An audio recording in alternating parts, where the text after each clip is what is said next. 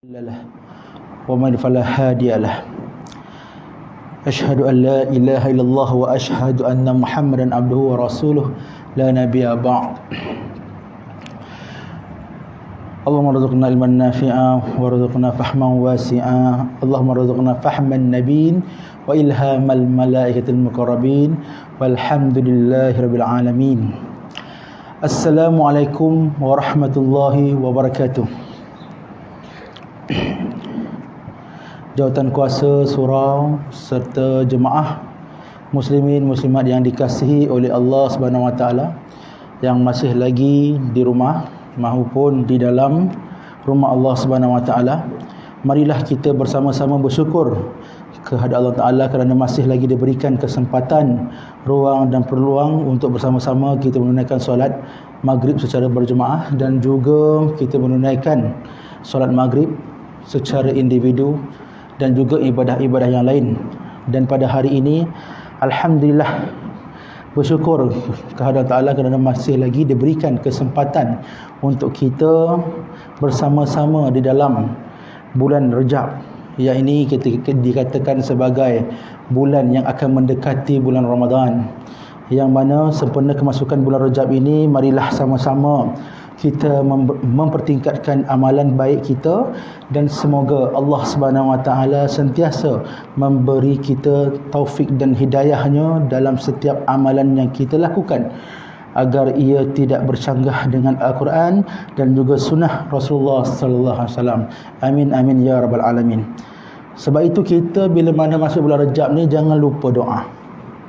Doa apa?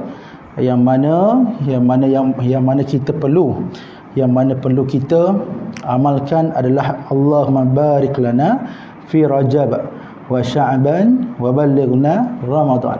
Yakni maksudnya iaitu ya Allah ya Tuhan kami, berkatkanlah kami, yakni limpahkanlah kasih sayang kepada kami dalam bulan Rejab dan Sya'ban, dan temukanlah kami dengan bulan Ramadan.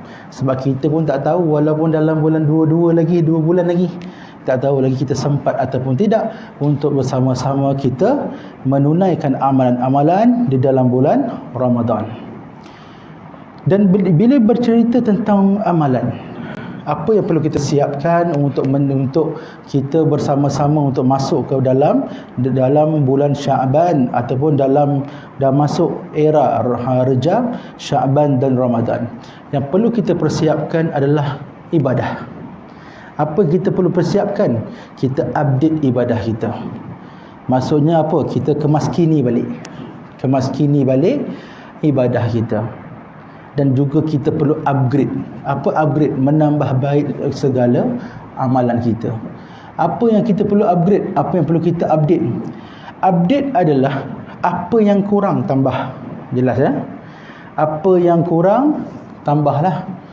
Ataupun kita sempurnakannya. Kita sempurnakannya. Salah satu amalan yang kita perlu perbaiki adalah amalan kita perlu dekatkan diri kita dengan Al-Quran. Misalnya kalau kita boleh mentadabbur Al-Quran, silakan. Ataupun kalau tidak boleh mentadabbur Al-Quran atau mentafsirkan Al-Quran, sekurang-kurangnya bacalah Al-Quran. Bacalah Al-Quran. Ustaz, saya tak boleh baca Ustaz. Satu ayat pun ada masalah juga ni. Saya satu muka pun tak boleh habis contoh. Satu hari satu muka pun tak boleh. Sekurang-kurangnya ambillah setengah muka, ataupun dipanggil sebagai tujuh baris. Tak boleh juga, kita ambillah amalan sekurang-kurangnya 5 baris. Tak boleh juga 5 baris. Ambillah 3 baris. Ambillah 3 baris. Kalau tak boleh 3 baris juga, ambillah satu ayat.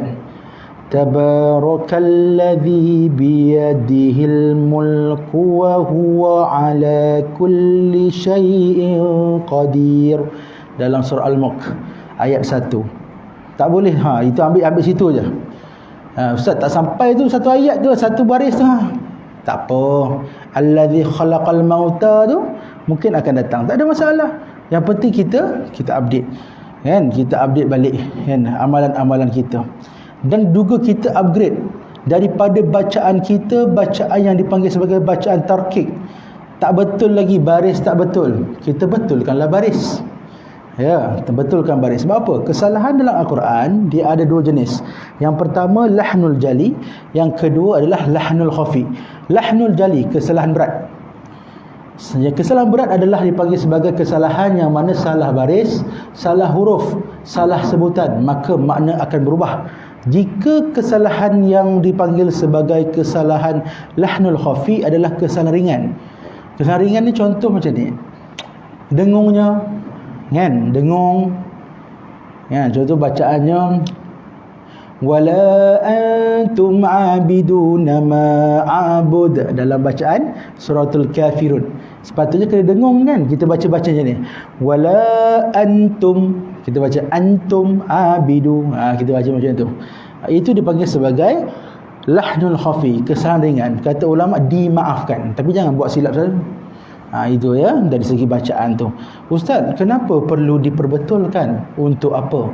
Untuk meningkatkan amalan kita, untuk membawa dalam ibadah khusus. Ini ibadah umum.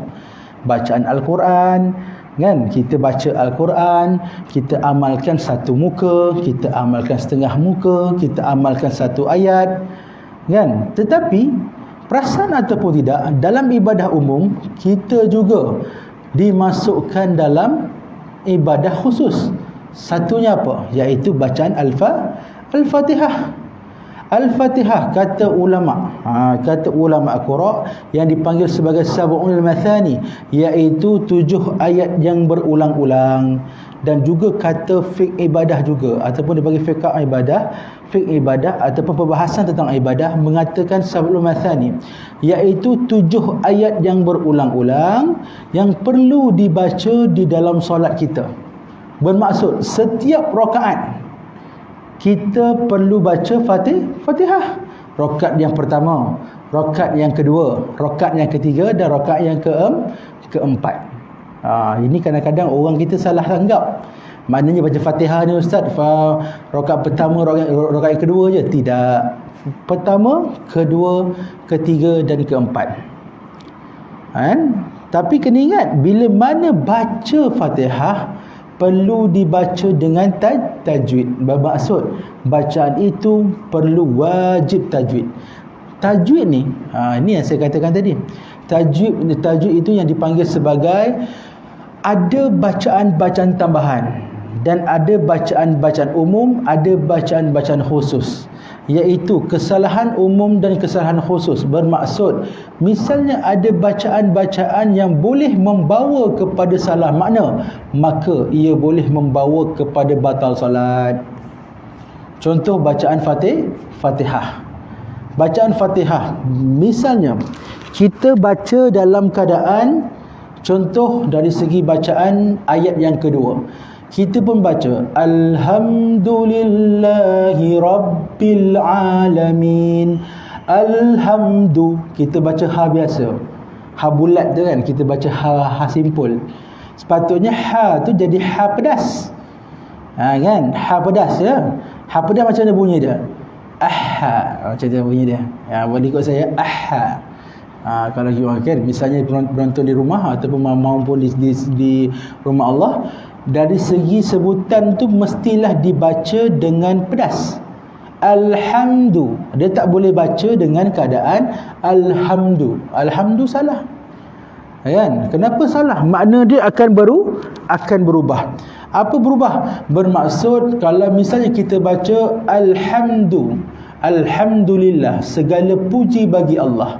Kalau kita baca alhamdu ha biasa, maka maknanya akan berubah kepada segala, apa ni dipanggil sebagai maksudnya berlawanan daripada perkataan yang dikatakan segala puji, iaitu binasa.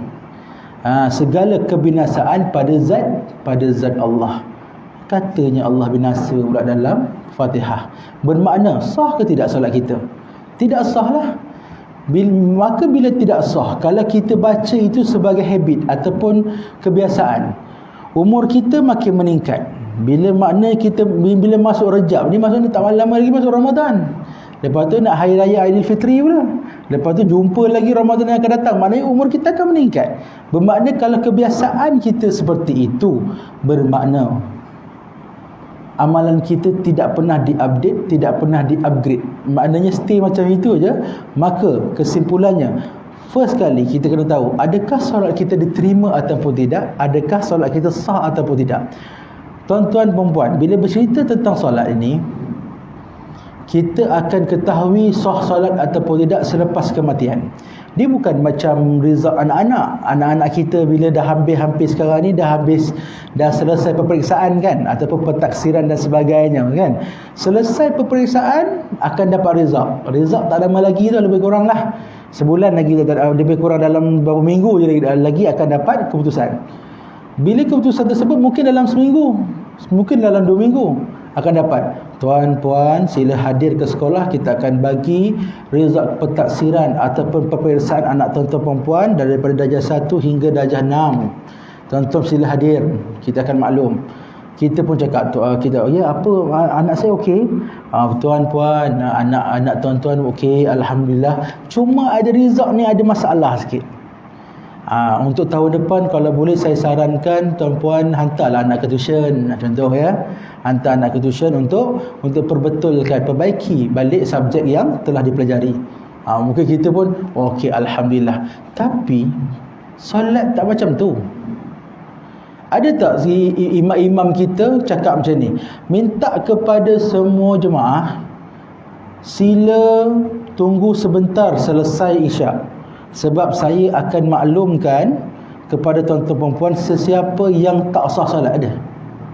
Tak tahulah kalau ada ke tidak. Ataupun macam ni, tuan-tuan nampak tak ada papan putih dekat tepi ni? Saya akan letakkan siapa nama-nama yang blacklist, tak sah solat, kena qada balik solat. Sila tengok pada papan putih. Hui, kalau macam itulah, bukan tuan-tuan dia, saya pun nak tengok, mana tahu saya salah kan. Kena hati-hati.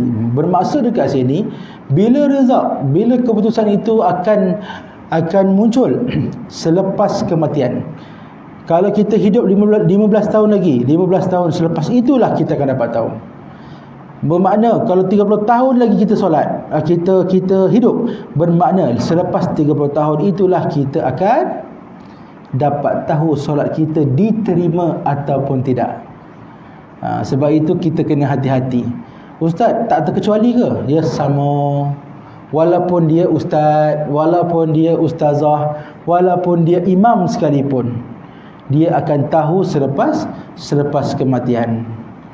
Jadi kena hati-hati dari segi sudut ibadah khusus ini. Dan jangan ambil ringan pada bacaan. Ustaz, adakah bacaan ayat 2 je yang kita kena ambil tahu? Ayat 1 pun sama. Orang kita selalu baca bismillah kan. Waktu bila mana imam dah baca ghairil maghdubi alaihim waladdallin,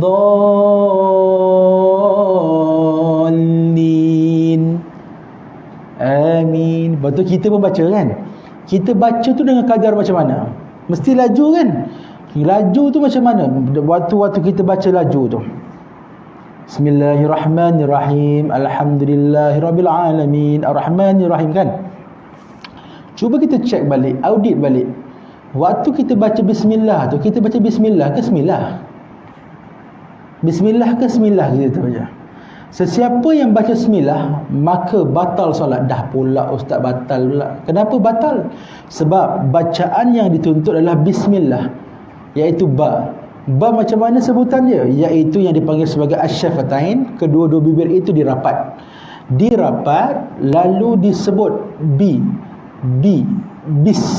Dia masuk kepada sin, iaitu sin adalah huruf as-safir, sifat huruf. As-safir bunyi dia apa? Bunyi seperti ular. Bismillah, bismillah. Macam tu bunyi dia. Bismillah. Kalau contoh kita baca bismillah, bukan bismillah, kita baca bismillah, bermakna kita bukan bunyikan ba, tapi kita bunyikan sifat sin. Faham tak sifat huruf? Sifat huruf ni macam ni. Macam mana nak saya nak maklum ya? Sifat huruf ni seperti sifat kita lah. Contoh, tuan-tuan tengok pintu masuk kan. Buka pintu, tuan-tuan masuk macam mana?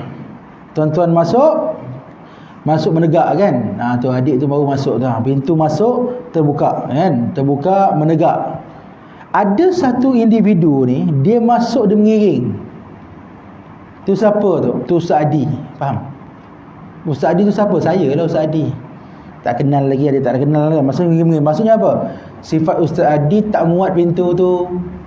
Terlebih muatan, macam tu lebih kurang macam tu. Bermakna sifat Adi tak sama dengan sifat individu yang lain. Itu sifat. Itu maksudnya sifat. Itu dipanggil sebagai keadaan. Setiap huruf berbeza. Ada huruf yang sama pintu masuk. Ada sama sebutan tapi tak sama sifat. Contoh sin. Sin kan? Kalau sin dia sama tempat. Sama tempat dengan sod. Sama tempat. Tempat kat mana? Hujung lidah, alisan. Letak dekat bawah. Dekat hujung lidah berada dekat gusi, gigi seri bawah. Bahasa kita apa? Gigi arnab bawah kan? Boleh ikut saya? Assa. Boleh ikut saya? Assa. Jangan risau, dengan saya kita sama-sama baca. Saya tak akan sebut seorang-seorang. Terkejut orang lain nanti kan. Okey, assa. Sebut kan? Akan letak bawah kan? Assa. Ikut saya. Assa. Assa. Assi. Assi. Assu. Assu. Apa bezanya? Satu nipis, satu tebal. Kalau bahasa tajwidnya dipanggil sebagai satu istifal, satu isti'ala. Direndahkan pangkal lidah, dinaikkan pangkal lidah. Yang merendahkan itu nipis. Macam tu kan? Macam itulah. Sa. Yang sodnya so diangkat pangkal lidah. Kenapa Ustaz kena terangkan macam tu? Sebab ada bacaan solat yang kita tidak sangka bacaan itu salah. Yang dibaca boleh batal solat. Apa dia? At-tahiyatul mubarakatus salawatut thayyibah. Nampak? Salawah. Salawah ke salawah? Salawah tu kawan kita tu, salawah tu. Atau nama isteri kita salawah tu. Sepatutnya kita baca at-tahiyatul mubarakatus salawatu. Nampak sama tapi bukan dia kan. Itu kena hati-hati. Bila cerita pasal sebutan, dia tak sama ya.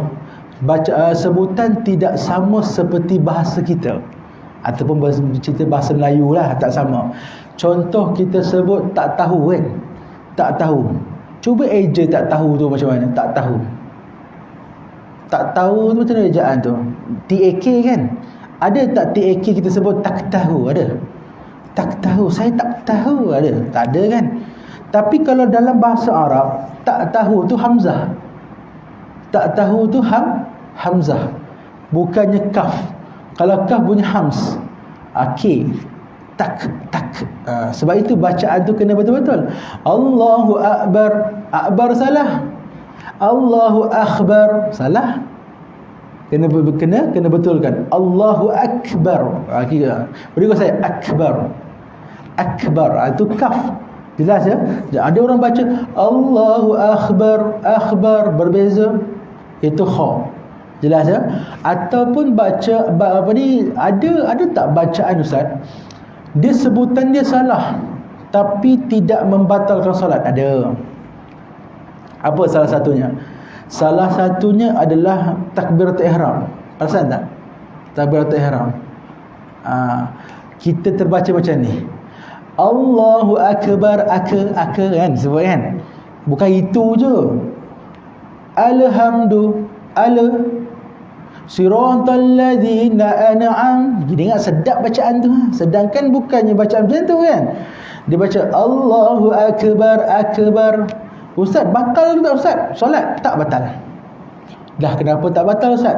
Okey, dalam bacaan, dalam kata tajwid ataupun ulama Qur'an menyindir si pembaca dalam erti kata bertajwid, bacaan tartil, sesiapa yang baca Allahu Akbar, Akbar tu, dia tak panggil qalqalah tau. Dia panggil apa? Dia panggil tawallud. Tawallud ni maksudnya adalah terberanak. Beranak bacaan tu, beranak. Ataupun bahasa kita apa? Terlajak laris. Faham? Terlajak sebutan. Kan? Dia sentuh makhraj tapi tak tapi tak tepat. Sepatutnya Allahu Akbar, dia bunyi macam tu. Iaitu sifat pada kaf itu adalah bunyinya seperti bunyi pancit tayar, tapi masih lagi ada paku dalam. Macam tu sekali. Faham maksud saya? Dia macam tu je. Tapi kalau bunyi dia jangan terlalu teruk sangat. Pancit teruk, itu maknanya pancit teruk tu. Tu pancit teruk lah tu. Itu maknanya paku dah terkeluar dah. Bunyi sikit aja. Allahu Akbar. Itu bacaan yang sempurna dalam bacaan. Ustaz, ada tak bacaan tu kita rasa betul tapi rupanya batal solat? Ada. Apa dia? Allahu Akbar. Allahu Akbar. Bor. Ba tu sepatutnya nipis, tapi kita baca ra tebal. Allahu Akbar, kita nak tebalkan ra.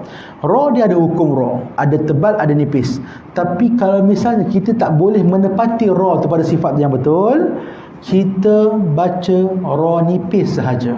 Allahu Akbar. Bar, jangan baca bor. Sebab apa? Ba baris atas ba, bukannya bo. Tu hati-hati dari segi sebutan. Dia macam itulah. Jadi pastikan sebutan kita sebutan yang betul. Sedikit perkongsian kepada tuan-tuan untuk diri saya juga. Ada tak satu perkataan bacaan solat yang tidaklah wajib, dia sunat, tetapi bacaan tersebut jika salah ia boleh membatalkan solat? Ada. Apa dia? Doa iftitah. Doa iftitah ya, Allahu Akbar kabira walhamdulillahi katsira wa subhanallah kan. Bacaan tu saya nasihatkan, bila tuan-tuan salah baca ataupun keliru, musyrikin ke muslimin, contoh dah pening kan, dia pening dekat situ, musyrikin ke muslimin, musyrikin ke muslimin, contoh kan, saya nasihatkan tolong stop bacaan, terus Fatihah. Sebagai tahu ya, kalau misalnya kita keliru bacaan tu kan, yang mana satu musyrikin ke muslimin, musyrikin ke muslimin, stopkan bacaan, teruskan Fatihah. Kenapa? Soalan saya tu kenapa? Sebab jika tersalah letak perkataan, maka makna dia akan berubah. Sepatutnya wa ma ana minal, dia pening dah. Musyrikin ke muslimin? Lantaklah ustaz, letak muslimin je lah. Musyrikin muslimin sama je. Sama je. Ada yang cakap macam tu, sama je. Ingat, jika letak muslimin maka ia boleh membatalkan solat. Kata sunat. Ada orang tanya kan, kata sunat boleh batal ustaz? Boleh. Apa maksud dia? Wa ma ana minal, sepatutnya musyrikin, tidak aku tergolong daripada orang-orang yang mensyirikkan Allah. Kita lafaz kat situ, tiba-tiba kita tukar muslimin dekat atas. Tidak aku tergolong daripada orang-orang Islam. Kita tengah solat, tapi kita mengaku kita ni bukan Islam. Maknanya terkeluar akidah. Ada yang tanya dengan saya, ustaz, saya bukan sengaja. Dia ingat bahasa dia tu, itu masalah tu. Jadi sebab tu saya kata, jika ada masalah dengan bacaan tu, tolong stop. Jangan teruskanlah. Jadi kita ulang kaji balik, kita update balik kita punya bacaan, kita teruskan dengan solat seterusnya. Jelas ya? Ini nasihat saya lah. Ini kita terus je muslimin. Lepas tu tak pula dengan kesalahan dosa yang pertama, letak pula dosa yang kedua. Wa ana minal musyrikin, sepatutnya wa ana minal muslimin, tergolong aku daripada kalangan orang-orang Islam. Wa ana minal musyrikin, tergolong aku daripada orang-orang yang mensyirikkan Allah. Kita mengaku pula, dah lah pertama tak selesai lagi dosa kita pertama tu. Kita dah tak mengaku kita Islam. Yang kedua pula, kita mengaku pula kita ni mensyirikkan Allah. Tu yang kadang-kadang tu, bila mana kita ada permasalahan, kita akan mengeluh. Sebab apa? Di dalam doa, dalam solat itu yang kita amalkan. Sebab itu kena hati-hati. Jangan kita ambil ringan dalam dalam bacaan. Sebab itu perlu kita perkemaskan kat situ. Ada soalan kat sini, kan? Ada soalan sini, ada soalan ke? Ada soalan, boleh tanya terus ya. Jangan tunggu habis kuliah. Tunggu habis kuliah nanti kerang dia hilang semua soalan tu. Ya. Tak apa, boleh teruskan kat tangan. Ada yang bertanya dengan saya, Ustaz, jika imam membaca Fatihah, contohlah kan, imam baca angkat takbir, Allahu Akbar, kita pun sebut Allahu Akbar. Lepas tu kita baca doa iftitah, Allahu Akbar kabira walhamdulillahi kathira wa subhanallahi bukrata wa asil. Tiba-tiba tak habis lagi, wajjahtu wajha lilladzi fataras sama. Tiba-tiba imam baca Bismillahirrahmanirrahim, Alhamdulillah. Mana lebih aula, lebih utama, kita stopkan bacaan untuk dengarkan bacaan imam ataupun kita teruskan doa iftitah? Yang lebih utama adalah dengar bacaan imam. Macam tu ya. Di dalam bacaan Fatihah, saya bagi tahu ya, di dalam bacaan Fatihah dia ada 3 perkara wajib yang kita kena tahu. Yang pertama, membaca bacaan Fatihah dengan keadaan hafalan. Baca dengan hafalan. Yang kedua, baca dengan bacaan. Ini tak lama lagi kita nak masuk Ramadan ni.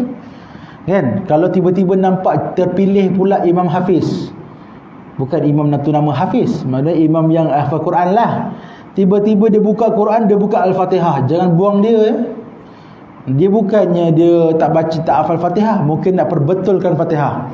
Sebab pernah saya tengok, saya lihat ada satu imam ni, dia baca bukan dia buka Fatihah, dia buka surah Kafirun. Dia buka surah 3 Kul, Ikhlas, Falaq dan juga An-Nas pada witir. Yang lain dia tak baca, dia tak tengok Quran. Dia tengok Quran kan, ada Quran depan lah, macam tu lah, depan tu kan ada Quran kan. Dia buka Quran tu ni dekat situ, surah Ikhlas, surah Falaq dan juga surah An-Nas. Lepas dia baca tu, terus dipanggil jawatan kuasa. Jawatan kuasa ni insya-Allah tak ada masalah. Surah ni okey. Saya bagi tahu yang lain. Jangan pula cerita jawatan kuasa sini alhamdulillah, syukur. Tiba-tiba dipanggil jawatan kuasa, awak hari ni last untuk imam, besok jangan imam lagi. Kesian imam tu. Kan? Tuan-tuan, orang yang hafiz Quran ni, dia ada waktu mengulang dia atau maupun murajaah dia. Cakap terus terang ya, jika seseorang itu cuba perbaiki bacaan dengan melihat Quran, tak apa, janganlah halang. Bukan apa ustaz, saya bayar dia mahal. Ingat senang ke hafal Quran ni? Saya cakap, saya bayar dia mahal. Siapa yang bayar? Jawatan kuasa ke orang awam yang bayar? Itu soalan tu lah. Bila dia marah-marah orang tu, kesian imam tu. Imam tu cakap, saya bukan apa, takut salah.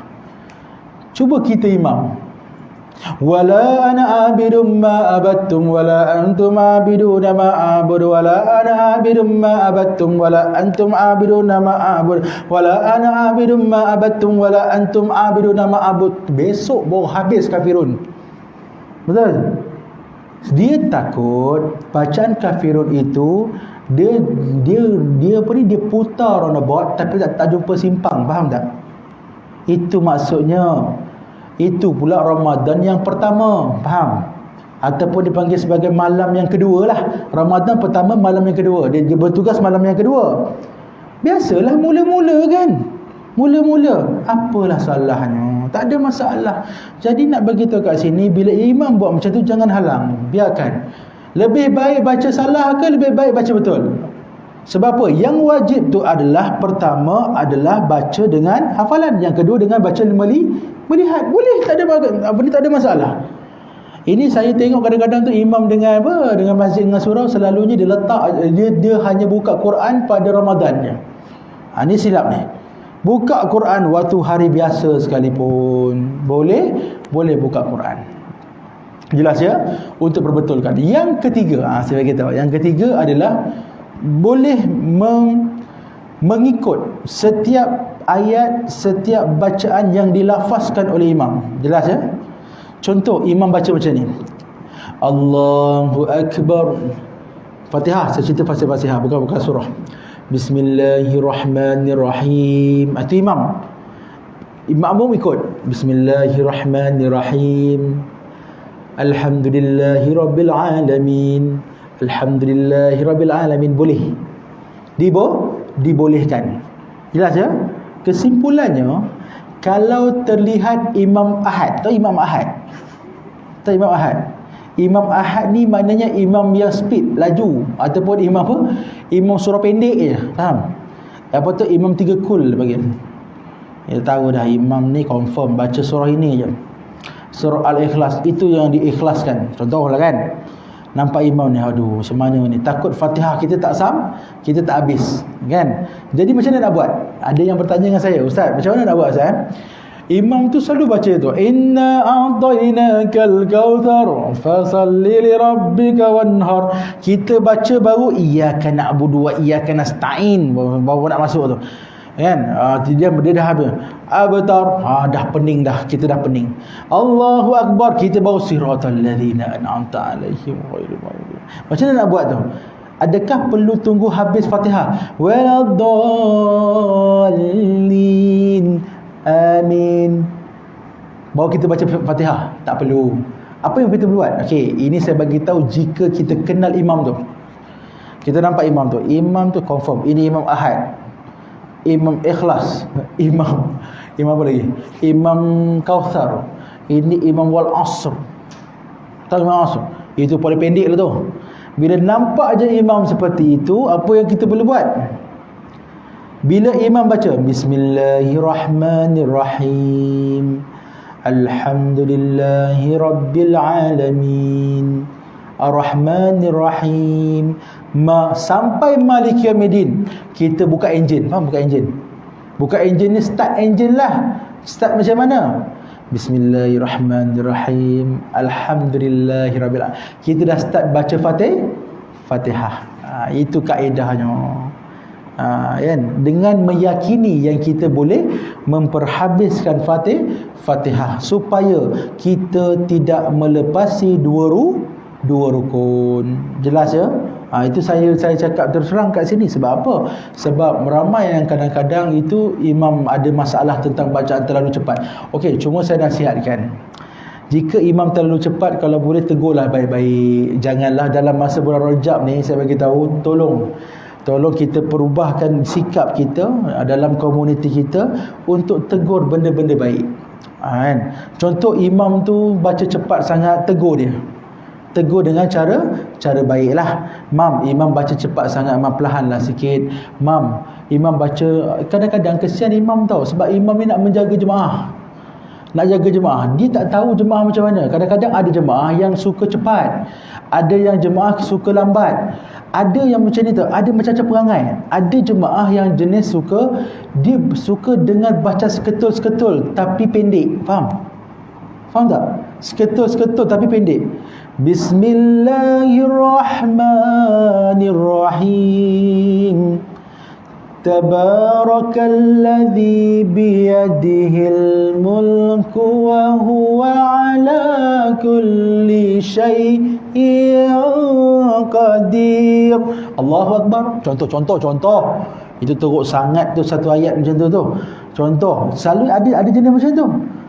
Jadi imam tengoklah keadaan. Bacalah seketul-seketul. Kadang-kadang bila imam baca cepat sangat ustaz. Tabarakalladzi biyadihil mulku wa huwa ala kulli syai'in qadir. Alladzi khalaqal mauta wal hayata liyabluwakum ayyukum ahsanu amala wa huwal azizul ghafur. Allahu Akbar. Itu pun dia komen juga. Kesian imam tu. Jadi macam mana keadaan tu? Lihat keadaan. First kali yang saya bagi tahu untuk imam ya. Ini anak-anak muda ni akan generasi yang akan datang. Bila jadi imam nanti tengok belakang dulu. Tengok belakang.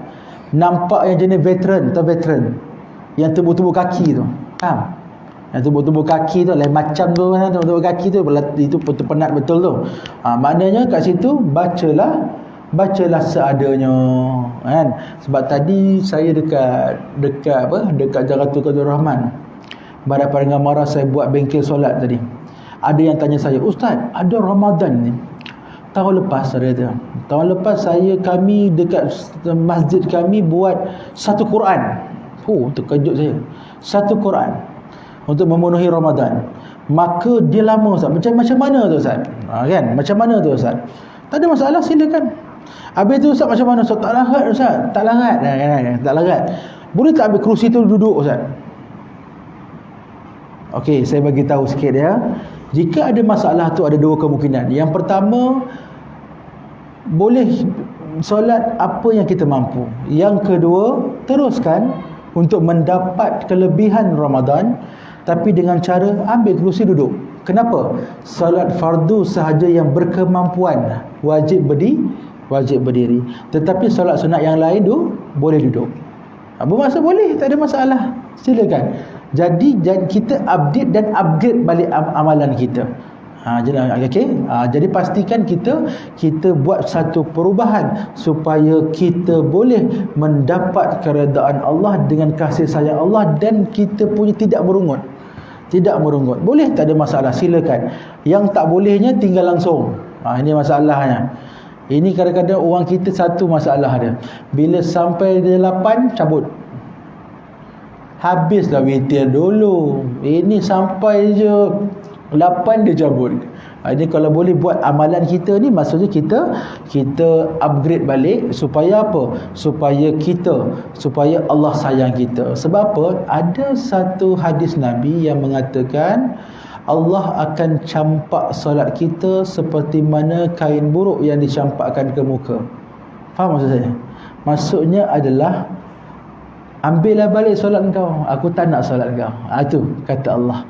Ambillah solat. Aku tak nak. Sebab apa? Solat engkau ni lain macam, tak sempurna. Solat engkau ni ada dikatakan dipanggil sebagai dia sah solat tapi tak sempurna. Maka Allah ambil. Allah kata aku tak nak, aku tak suka.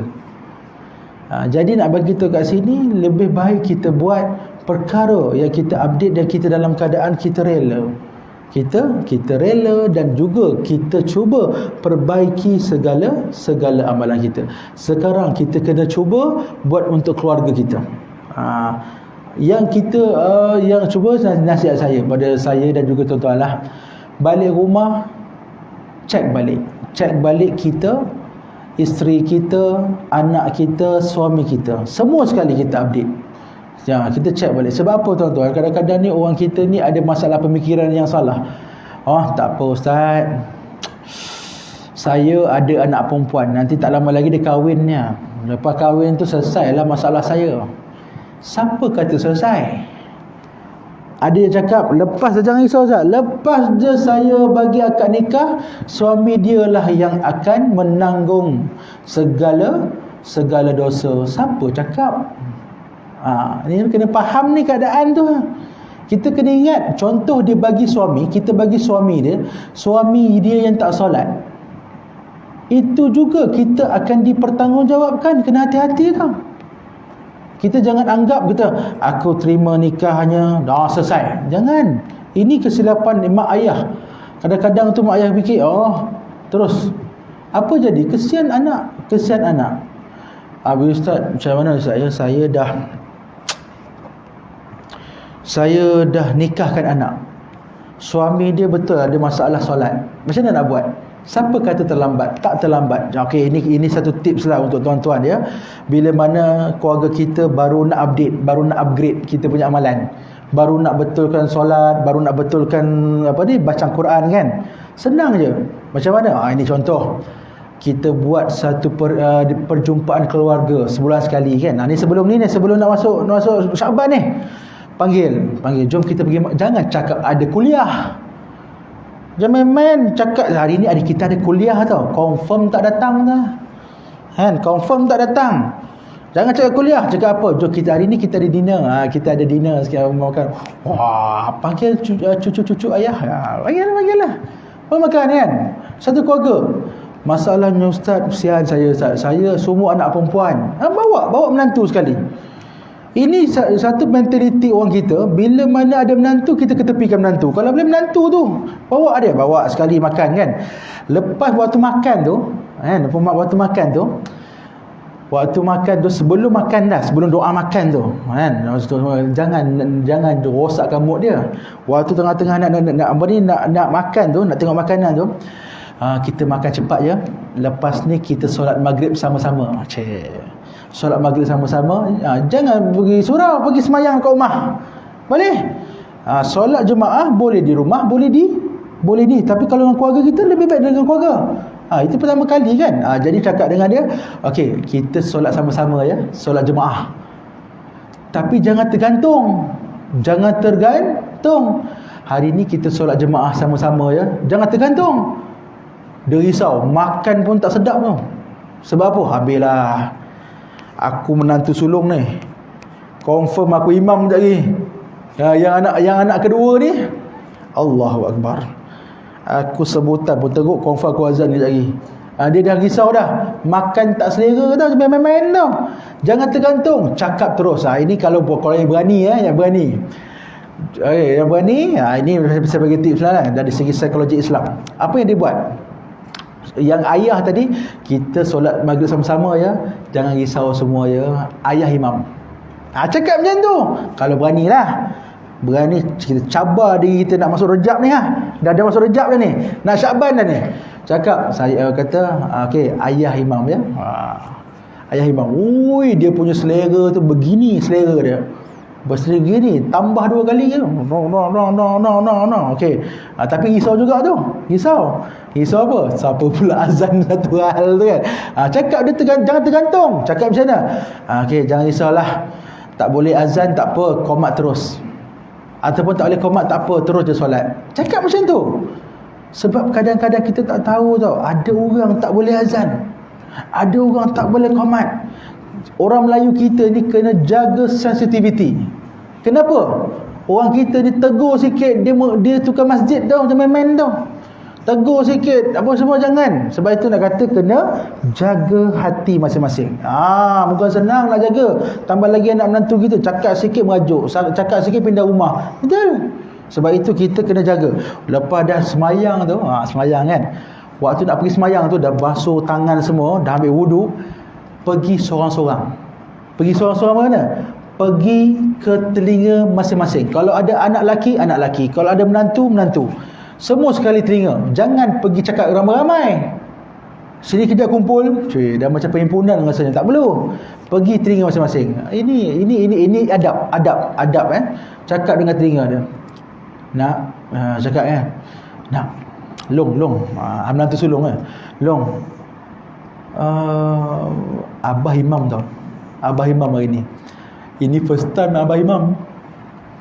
Abah punya bacaan pun abah tak tahu okey ke tidak. Kalau ke laut tolong tegur ya. Cakap macam tu. Setiap anak cerita. Azan ke? Tak. Okey. Azan ke? Terus ya. Okey, maknanya kat sini adalah cakap terus serang kepada anak tu. Anak ni akan jadi macam, aku hari ni tegur ayah. Itu anak dia seronok. Sebab apa? Dipimpin. Maksudnya kita terapkan dia sebagai pemimpin. Okey bah. Dia ingat dia terror tu. Itu masalah lah. Dia ingat dia terror. Okey bah. Cakap dengan anak kedua pula. Anak kedua, anak ketiga, sampai semua anak. Kalau ada 6 menantu cakap macam tu. Cakap benda yang sama. Nanti tegur ayah, tegur abah ya. Okey. Lepas tu kita membaca. Baca pula macam imam pencin, bang. Bismillahirrahmanirrahim. Alhamdulillahi rabbil alamin. Yang menantu belakang tu bukan dia menangis tau. Bukan dia sedih. Dia pun cakap, lebih kurang macam aku juga. Lebih kurang dia akan rasa macam tu. Lebih kurang macam aku juga ni kan. Lepas habis je solat, baru cakap ramai-ramai. Assalamualaikum. Lepas tu doa sama-sama, doa bahasa Melayu pun cukup. Jangan bahasa Melayu, Arab pun tak apa. Baca Arab pun tak betul pun tak payah baca. Baca doa, ya Allah ya Tuhan kami, ampun dosa kami ya Allah, satukanlah keluarga kami. Cakap macam tu je. Tak perlu nak sampai nak bahasa Arab semua, tak perlu pun tak apa. Takut tak betul kita punya bacaan tu. Tak apa. Baca tu, lepas dah habis tu, ni menantu abah, anak-anak abah. Ni menantu abah ni. Okey tak baca Fatihah abah? Okey tak abah punya bacaan? Tanya dia. Tahu tak? Anak ni kalau dia rasa dia ada geng dia, faham tak? Dia tahu orang kita ni macam geng dia, dia akan seronok tau. Dia kata apa tau? Macam ni bah. Bukan tak nak tegur bah. Kita pun sama. Dia kata kita pun sama, baca pun ke laut juga tu bah. Bimbang tu bukan. Ya ke? Jadi menantu semua kata macam tu. Kalau contohlah menantu kata semua macam tu. Ataupun salah seorang kata, bah ada sikit bah bacaan tu salah. Okey. Nak tak kita buat kelas mengaji ke? Nak tak Long, kau pandai ngaji kan, kau ajar bah, kau ajar kita orang, kita buat makan-makan ke? Buat macam tu, tak terlambat. Selagi kita hidup, selagi tu ada jalan. Selagi tu ada jalan. Saya paling tak suka bila mana ada beberapa pandangan yang mengatakan hafalan Quran ni hanyalah untuk anak-anak aja. Saya paling tak suka. Sebab saya mengajar orang dewasa. Sebab saya mengajar hafalan orang dewasa. Sebab itu nak kata dekat sini kata mengatakan kalau mengajar orang hafazan anak-anak bawah ni lebih cepat daripada dewasa. Betul, saya tak nafikan. Cuma orang dewasa juga boleh menghafal Quran asalkan dia nak Quran. Jelas ya? Jadi tidak ada terlambat bagi kita untuk upgrade amalan kita setiap masa. Bermakna boleh tak kita update untuk keluarga kita? Boleh. Kena ingat tau, kalau kita dah bagi anak kita pada orang lain, bermaksud kita bagi kepada amanah pada suami dia. Suami dia tak betulkan solat dia, maka kita akan berdosa sepanjang masa. Sebab tu kita kena hati-hati dalam amalan, kena betul. Sekarang ni tolong balik rumah, jangan kita tengok je anak kita muda lagi, anak kita masih lagi sekolah menengah, sekolah rendah, kita buka je pintu. Okey ustaz, anak saya okey, anak saya duduk bagus, duduk tawarruk, duduk iftirash, dia punya sujud bagus, dia punya duduk antara duduk sujud bagus. Jangan tengok itu saja, tetapi lihat bacaannya sekali. Bukan tak nak lihat ustaz, takut dia tanya kita balik. Itu masalah dia. Nak cuba baca Fatihah jap. Okey, boleh bah, tapi abah baca dulu. Agak-agak apa? Terkejut kita kan. Allah, Fatihah pula disuruh baca. Belum lagi tahiyat. Nak cuba baca tahiyat jap. Sekejap abah nak dengar bacaan tahiyat. Baca tahiyat abah. Yang mana satu Abah? Abah baca dulu boleh? Mungkin ingat kot. Agak-agak kita nak baca tak baca? Mungkin kita bagi alasan kan, tak apa lain kali lah kot. Sebab apa? Mungkin kita pun ada masalah. Betul? Contoh tasyahud, tahiyat. Muhammadun ke Muhammadan? Soalan saya. Asyhadu an la ilaha illallah wa asyhadu anna Muhammadan ke Muhammadun dalam bahasa dalam tahiyat. Siapa yang baca Muhammadun boleh batal solat. Dah pening lah dah. Kenapa ustaz boleh batal solat? Sebab dia ada anna. Bila ada anna di hadapan, maka mestilah dari segi bacaannya itu baris dua di atas. Wa asyhadu anna Muhammadar Rasulullah. Ustaz, dan ke darra? Ada orang tanya saya, dan ke darra? Muhammadan adalah bacaan asal, Muhammadar Rasulullah bacaan sunnah Nabi. Bacaan dia orang bila gunnah. Mana yang lebih tepat? Muhammadar Rasulullah. Muhammadan sah solat tapi tidaklah sempurna. Macam itulah. Jadi kita nak membawa kesempurnaan ibadah supaya apa? Supaya Allah terima solat kita dan kita diangkat sebagai solat yang sempurna mengikut Nabi kita Muhammad sallallahu alaihi wasallam. Jelas ya? Okey, mungkin itu saja untuk hari ini berkenaan dengan bacaan solat, dan kita cuba perbaiki dalam bulan Rejab ni. Tak lama lagi Syaban, dan lepas tu kita akan masuk Ramadan untuk meningkatkan lagi amalan kita. Ada soalan ke tentang solat ataupun bacaan solat? Silakan, ada soalan? Mau tahu ada dalam Facebook ada soalan ke? Tak ada? Ada soalan, silakan. Bacaan. Sedikit perkongsian. Ustaz, bacaan rukun qauli tu ada berapa? Bacaan solat ya? Ada 5. Dalam yang wajib. Wajib yang 5 je. Wajib 5 je. Allahu Akbar, takbiratul ihram. Yang kedua Fatihah. Yang ketiga adalah tahiyat. Yang keempat adalah selawat ke atas Nabi, Allahumma salli ala Muhammad. Dan yang terakhir salam. Assalamualaikum warahmatullahi. Itu adalah adalah wajib lah. 5 sahaja. Habis tu Ustaz baca yang lain, subhana rabbiyal azimi, subhana rabbiyal a'la, itu adalah sunat. Jelas ya? Sami Allahu liman hamidah, itu adalah sunat. Cuma sami Allah, jangan baca sami Allah. Jangan baca hamzah, kena baca ain. Kenapa? Ia juga dikhawatiri boleh membawa kepada batal solat. Kena hati-hati ya, ada dari segi bacaan. Ada soalan? Jelas? Tak ada. Okey, itu saja insya-Allah berkenaan dengan untuk ni. Insya-Allah selamat menunaikan ibadah semua dalam bulan Rajab, dan tak lama lagi kita akan masuk kepada Ramadan supaya amalan kita diterima oleh Allah Subhanahu wa taala insya-Allah. Amin amin ya rabbal alamin. Aku astaghfirullahalazim li wa lakum.